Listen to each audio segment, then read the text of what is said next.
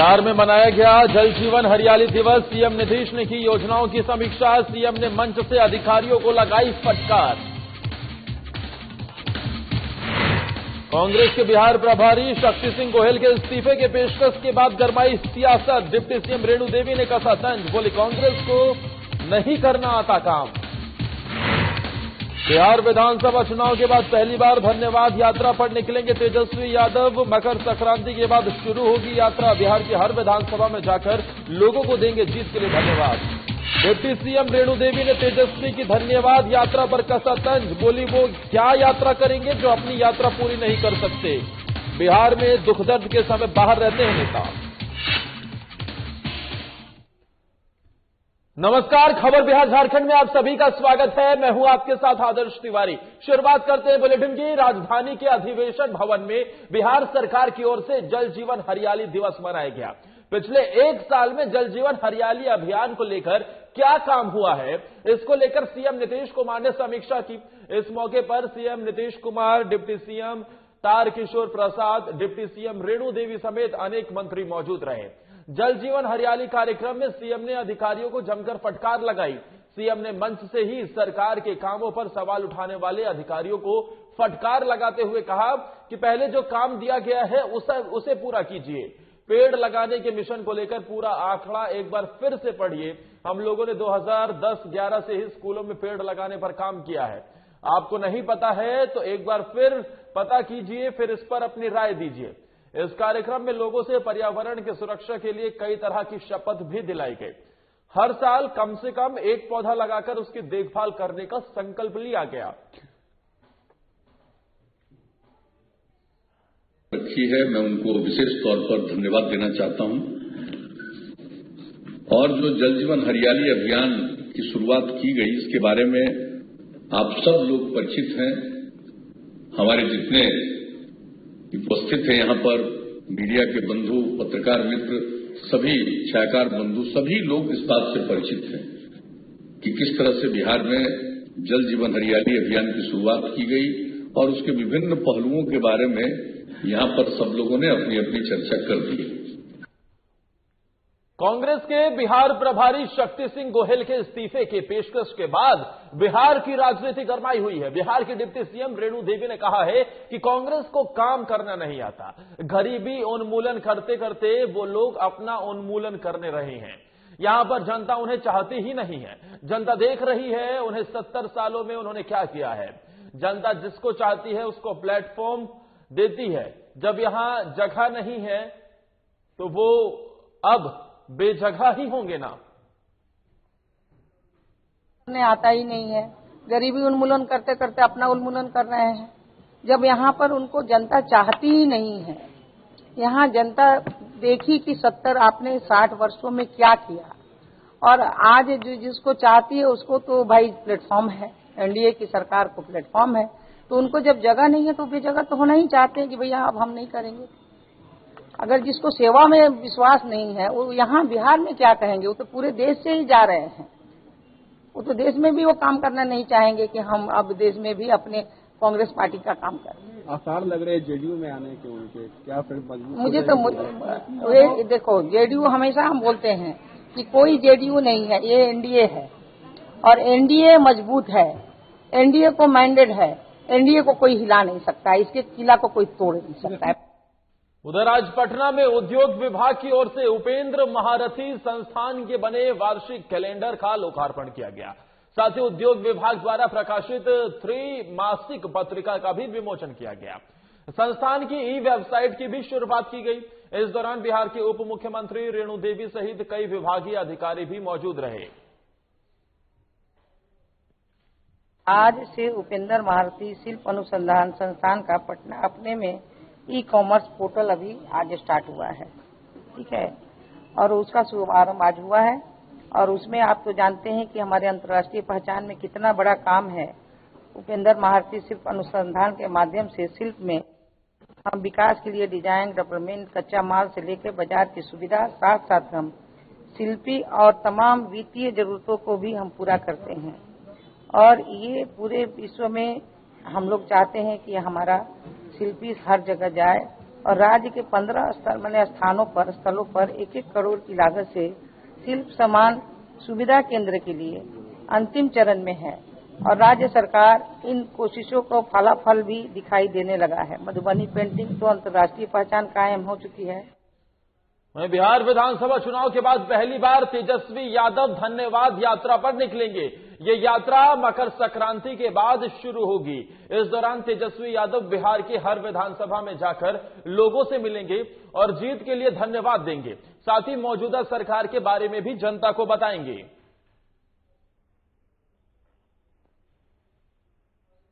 तेजस्वी यादव जी मकर संक्रांति के बाद धन्यवाद यात्रा के लिए निकलेंगे। बिहार की जनता का आभार प्रकट करेंगे, धन्यवाद देंगे और इस मैनेज मैंडेट से बनी सरकार का भी पोल खोलेंगे कि किस तरह से इन लोगों ने जनमत घोटाला करके सरकार बनाई है।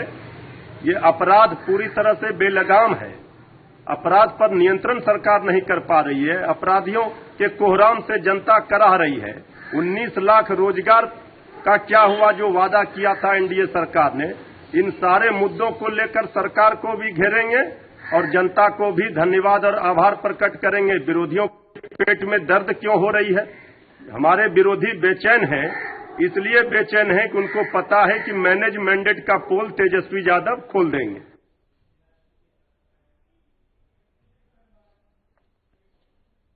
बिहार की उप मुख्यमंत्री रेणु देवी ने तेजस्वी की धन्यवाद यात्रा को लेकर हमला बोला है। उन्होंने कहा है कि वो क्या यात्रा करेंगे जो अपनी यात्रा पूरी नहीं करते। जब बिहार में दुख दर्द होता है तो बाहर रहते हैं, अब क्या यात्रा करेंगे? बिहार में सारा काम हो रहा है। हम सोचते हैं बिहार में विकास कैसे हो और ये सोचते हैं कि बिहार का विनाश कैसे हो। उनकी यात्रा छोड़िए ना, क्या यात्रा करेंगे? जो अपनी यात्रा पूरा नहीं कर पाते हैं, जब बिहार में दुख दर्द होता है तो वो बाहर रहते हैं। अब क्या यात्रा करेंगे? अब तो सारा काम हो रहा है। हम जलवायु परिवर्तन की बात कर रहे हैं, हम जनजीवन हरियाली की बात कर रहे हैं, हमने उसको बढ़ाया। आज जन का भी दिन था, आप लोग तो सभी लोग साथ में थे। आप देख रहे थे कि कितना हमारा कम संख्या 9% पर हम आ गए, आज 15%। हम सोचते हैं कि बिहार का विकास कैसे हो, ये लोग सोचते हैं कि बिहार का विनाश कैसे हो। और यार रुक रहे हैं एक छोटे से ब्रेक के उस पार खबरों का सिलसिला लगातार जारी रहेगा।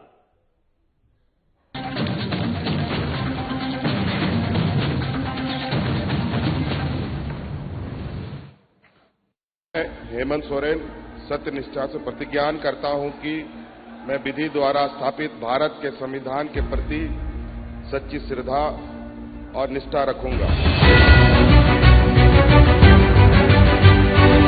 शपथ ग्रहण के कुछ घंटे बाद ही मंत्रिपरिषद की बैठक और जिस पत्थलगड़ी ने राज्य को अशांत कर रखा था उसका समाधान हुआ। हजारों ग्रामीणों पर प्राथमिकी वापस लेने का आदेश जारी।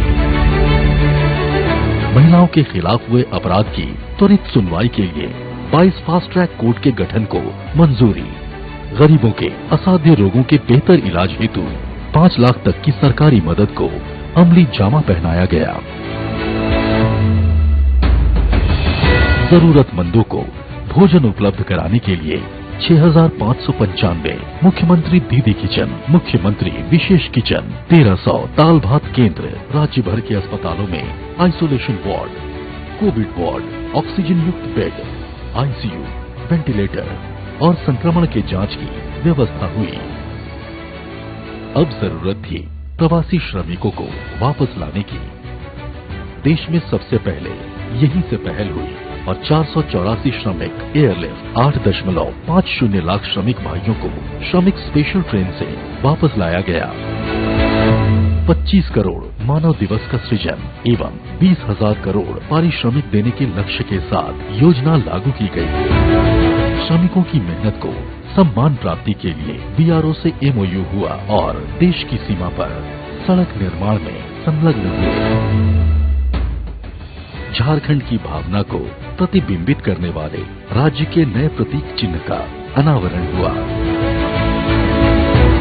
महिला सशक्तिकरण की दिशा में फूलो झानो आशीर्वाद योजना के जरिए शराब हड़िया के निर्माण और बिक्री में शामिल महिलाएं अपने जीवन में बदलाव की प्रेरक कहानियां कर रही हैं। 26,000 सखी मंडल की बहनों को बैंक लिंकेज के माध्यम से 370 करोड़ एवं 111 कुशल नर्स को देश के बड़े अस्पतालों में नियुक्त किया गया। इस कड़ी को और सशक्त करते हुए 22 युवतियों को कपड़ा उद्योग में नौकरी दी गई।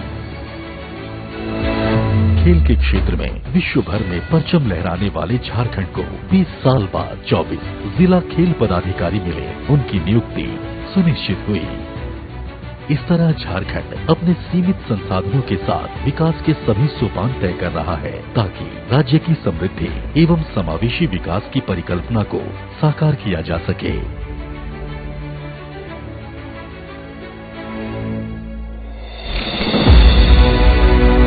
आइए साथ चलें, नए झारखंड की राह चलें।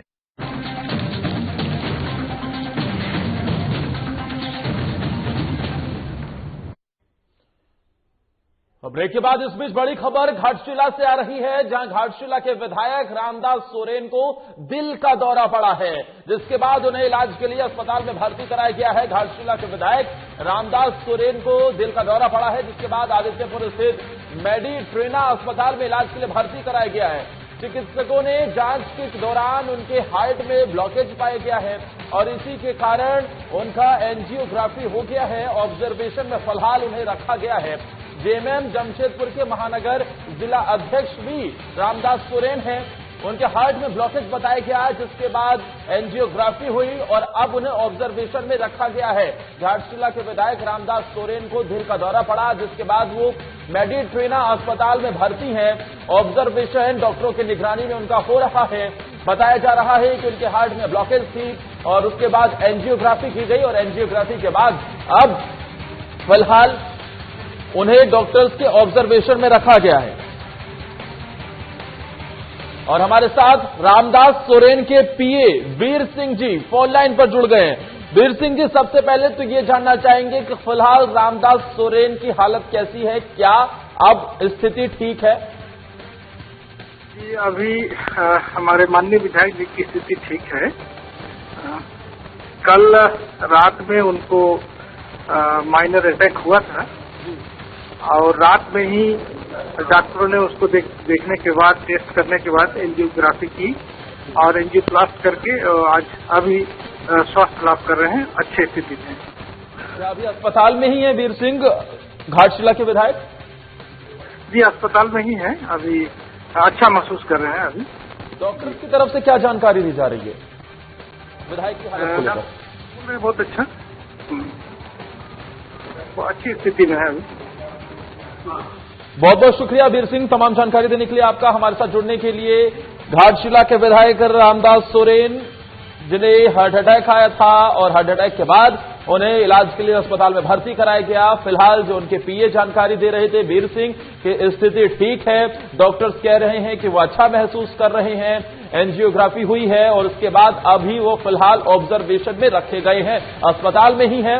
लेकिन चिंता की कोई बात नहीं है, क्योंकि जमशेदपुर के महानगर जिलाध्यक्ष और घाटशिला के विधायक रामदास सोरेन, फिलहाल स्थिति उनकी ठीक है। दिल का दौरा पड़ने के बाद कल उन्हें माइनर अटैक आया, जो उनके पीए बता रहे थे। उसके बाद उन्हें अस्पताल में भर्ती कराया गया। वहीं मुख्यमंत्री हेमंत सोरेन ने ग्रीस में भारत के राजदूत अमृत लुगुन ने शिष्टाचार उनसे मुलाकात की है। इस मौके पर मुख्यमंत्री ने लुगुन को शॉल ओढ़ाकर उनका स्वागत किया और एक पुस्तक सप्रेम भेंट की। आपको बता दें कि लुगुन झारखंड के सिमडेगा जिले के होरदा थाना क्षेत्र स्थित मरानी गांव के निवासी हैं। वो भारतीय विदेश सेवा के 1989 बैच के अधिकारी हैं, इंडियन फॉरेन सर्विस के अधिकारी। उनसे मुलाकात करते हुए मुख्यमंत्री हेमंत सोरेन नजर आए।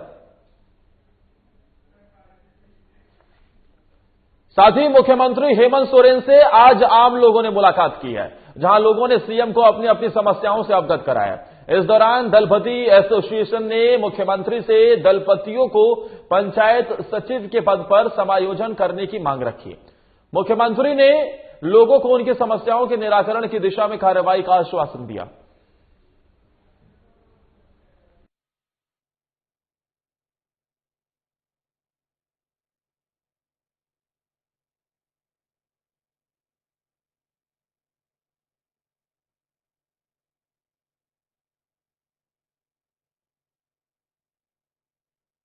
मुख्यमंत्री हेमंत सोरेन सीएम आवास पर लोगों से मुलाकात करते नजर आए, उनके समस्याओं को सुनते नजर आए और इस बीच उनसे कुछ लोगों ने अपनी समस्याओं को भी रखा।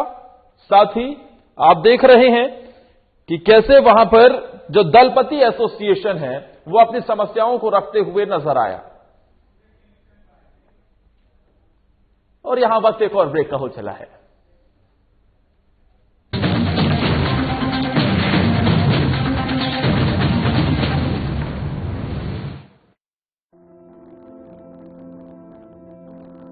कोरोना का संकट अभी टला नहीं है, इसलिए लापरवाही बिल्कुल नहीं। जब भी घर से बाहर निकलें, मास्क जरूर लगाएं। दूसरी बात, एक दूसरे से कम 2 गज की दूरी बनाएं। और तीसरा, अपने हाथों को साबुन से अच्छी तरह बार बार धोएं। यदि हम इन सभी मुख्य बातों पर अमल कर लें तो कोरोना वायरस के संक्रमण से बच सकते हैं और हमारा राज्य कोरोना मुक्त हो सकता है। मेरे प्यारे झारखंड वासियों, कोरोना का जंग अभी जारी है। हम और आप मिलकर ही इस जंग को जीत सकते हैं। इसलिए सरकार द्वारा दिए जा रहे निर्देशों का पालन करें और विश्वास रखें, हम और आप मिलकर जरूर इस जंग को जीतेंगे। सूचना एवं जनसंपर्क विभाग, झारखंड सरकार द्वारा जनहित में प्रसारित।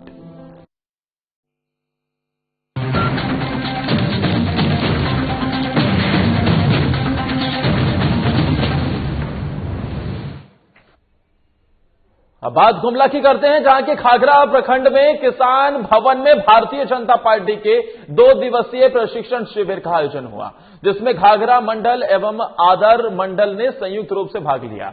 प्रशिक्षण शिविर का आयोजन करने से पहले डॉक्टर श्यामा प्रसाद मुखर्जी और पंडित दीनदयाल उपाध्याय के चित्र पर माल्यार्पण कर कार्यक्रम का शुभारंभ किया गया। मौके पर पूर्व जिलाध्यक्ष विजय मिश्रा ने बताया कि बीजेपी कोई भी कार्य करती है तो उसके पहले प्रशिक्षण लेना अनिवार्य समझे और पूरे राज्य में बीजेपी प्रशिक्षण लेकर कार्य करती है।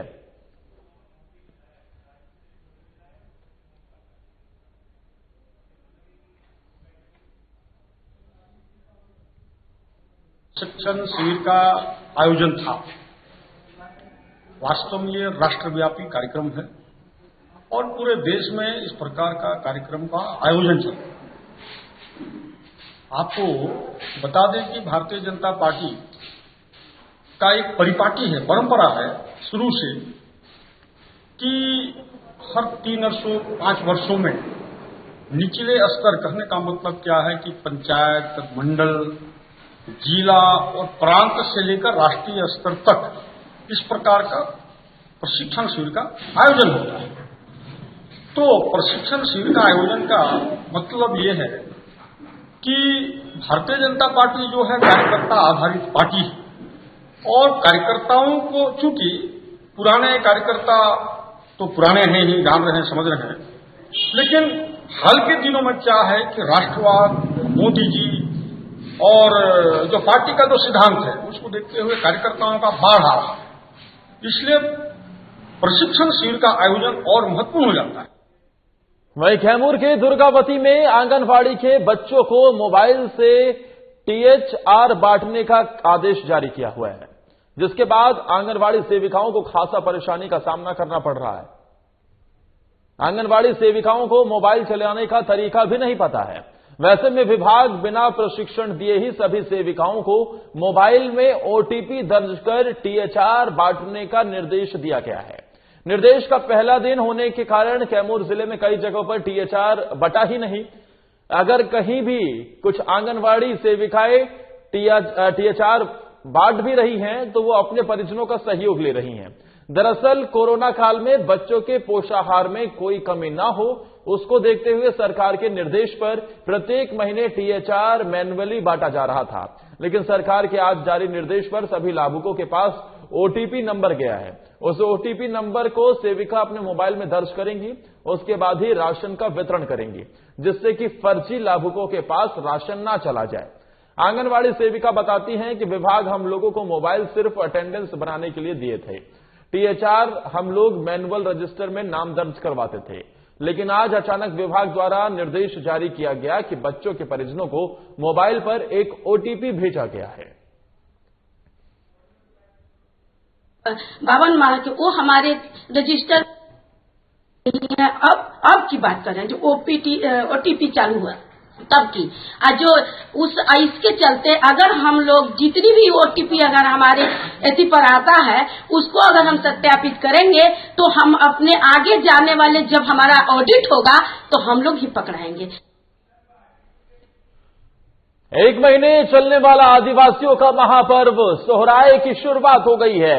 पाकुड़ एसपी मणिलाल मंडल और एसडीपीओ अजीत कुमार विमल समेत वरीय अधिकारी मौके पर मौजूद रहे। एसपी मणिलाल मंडल ने मांदर की थाप बजाकर आदिवासियों को उत्साहित किया। पाकुड़ में एक महीने तक चलने वाला पर्व सोहराय हर साल की तरह इस साल भी बड़ी ही धूमधाम से मनाया जा रहा है। इस पर्व में आदिवासी समाज के लोग धान काटने के बाद एक महीने तक चलने वाला प्रकृति महापर्व सोहराय को एक महापर्व के रूप में मनाते हैं।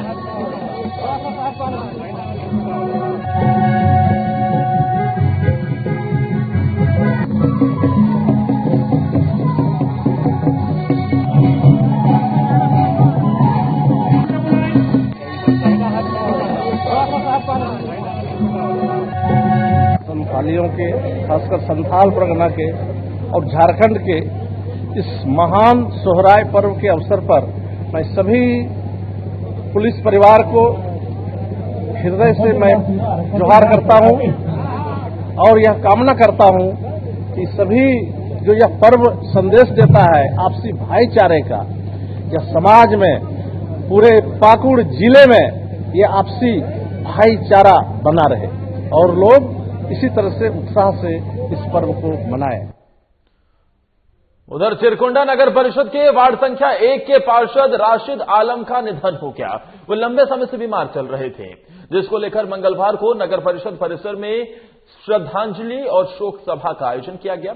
श्रद्धांजलि सभा में नगर उपाध्यक्ष जयप्रकाश सिंह, सिटी मैनेजर मुकेश निरंजन सिंह और परिषद के सभी पार्षदों ने उनकी तस्वीर पर पुष्प अर्पित कर उन्हें श्रद्धांजलि दी।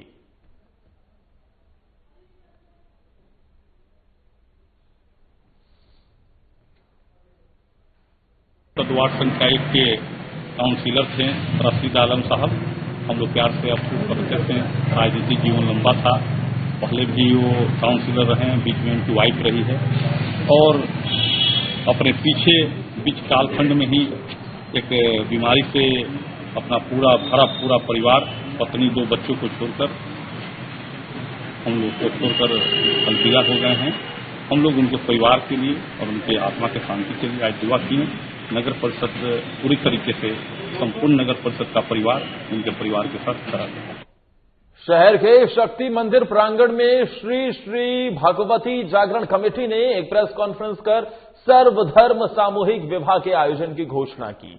कमेटी के पदाधिकारियों ने बताया कि हर साल की तरह इस साल भी 21 फरवरी को 5 जोड़ों की शादी कराई जाएगी। शादी के कार्यक्रम में कोरोना संक्रमण की गाइडलाइन का पूरा पालन किया जाएगा। कमेटी ने कहा कि वर वधू को आशीर्वाद और गिफ्ट तथा आयोजन में खाने पीने की व्यवस्था के साथ पूरे रीति रिवाज के साथ शादी प्रक्रिया संपन्न कराई जाएगी। शादी समारोह में पूरी व्यवस्था भव्य तरीके से कमेटी करेगी। साथ ही इस दौरान वर वधू दोनों पक्ष से 5-5 लोगों को उपस्थित रहने की अनुमति दी जाएगी। हम लोग का प्रोविजन है। अब देखते हैं कि उसमें 5 जोड़ों में कौन कौन आता है। अगर 5 जोड़े हमने फर्स्ट कम फर्स्ट सर्व रखा है, उसमें 5 अब किसी भी कम्युनिटी के आ जाएंगे तो हम फिर उसके बाद तो लेंगे नहीं, तो उसमें है तो सर्व। ये 5 जोड़ों के बाद आगे भी अगर मालिक को 1-8 जोड़ा बढ़ जाता है, जो परिवार से है, वो अभी हमने डिसाइड नहीं किया है। अगर ऐसा होगा तो उसके लिए हम प्रोविजन रखेंगे। वहीं लातेहार सदर प्रखंड के ग्राम मुरूप प्राथमिक स्वास्थ्य केंद्र में शौचालय के अभाव से डिलीवरी कराने आई महिलाएं शौच के लिए बाहर जाती हैं। इस हॉस्पिटल में हर महीने में 30 से 35 महिलाओं की डिलीवरी की जाती है, जिनको 24 से 48 घंटे तक रखा जाता है। लेकिन अस्पताल में महिला शौच के खुले में जाने के लिए वो मजबूर होती हैं, क्योंकि किसी तरीके की कोई व्यवस्था वहां पर दिखती नहीं है। बात सुपौल की करेंगे, जहां के त्रिवेणीगंज अनुमंडलीय मुख्यालय अंतर्गत एसडीपीओ कार्यालय में क्राइम बैठक संपन्न हुई। क्राइम बैठक में अनुमंडल अंतर्गत सभी थाना और ओपी प्रभारी ने हिस्सा लिया। एसडीपीओ गणपति ठाकुर क्राइम बैठक को संबोधित करते हुए कई दिशा निर्देश देते नजर आए। गणपति ठाकुर ने बताया कि पुलिस अधीक्षक मनोज कुमार के आदेश के मुताबिक त्रिवेणीगंज अनुमंडलीय क्षेत्र के सभी थाना अध्यक्ष के साथ क्राइम बैठक की गई है। क्राइम बैठक में त्रिवेणीगंज अनुमंडलीय क्षेत्र के सभी थाना अध्यक्षों को अपराध पर नियंत्रण पाने के लिए दिशा निर्देश दिया गया और लंबित मामलों का जल्द खुलासा करने का आदेश दिया गया। साथ ही रात के वक्त गश्ती, शाम के वक्त गश्ती और साथ ही सुबह के वक्त भी गश्ती को बढ़ाने, लगातार छापेमारी कर शराब से जुड़े सभी लोगों पर नकेल कसने और गिरफ्तारी करने को भी कहा गया है। ये पदाधिकारियों का जो भी निर्देश प्राप्त हुआ है उस निर्देशों का अनुपालन करने हेतु निर्देशित किया गया है। कांड निष्पादन हेतु जो भी कांड लक्षित है, जो कांड लक्ष्य में दिया गया, लक्ष्य निर्धारित किया गया, उस सभी कांडों का निष्पादन संध्या, रात्रि, दिवा, गश्ती, चेकिंग, बहुत सारे थानाओं को बीट में बांटा गया है। उस सभी बीट वालों पर बीट के पदाधिकारी हैं, उन पर निगरानी रखने हेतु शराब तस्कर एवं मद्य निषेध से संबंधित जितने भी अवांछित और वांछित जो भी व्यक्ति हैं उन सभी को गिरफ्तारी करने का निर्देश दिया गया है।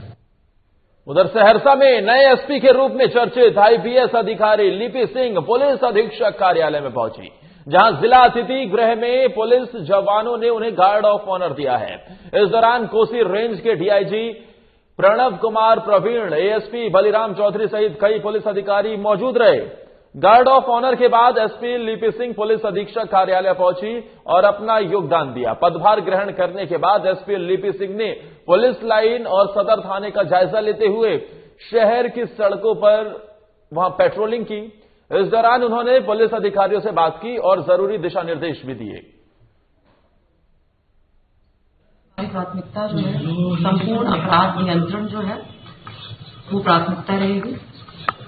इसके लिए जो है सारे थाना, सर्कल, एसडीपीओ, एसपी स्तर से जो भी गश्ती, पेट्रोलिंग, इंस्पेक्शन होते हैं वो निरंतर चलते रहेंगे।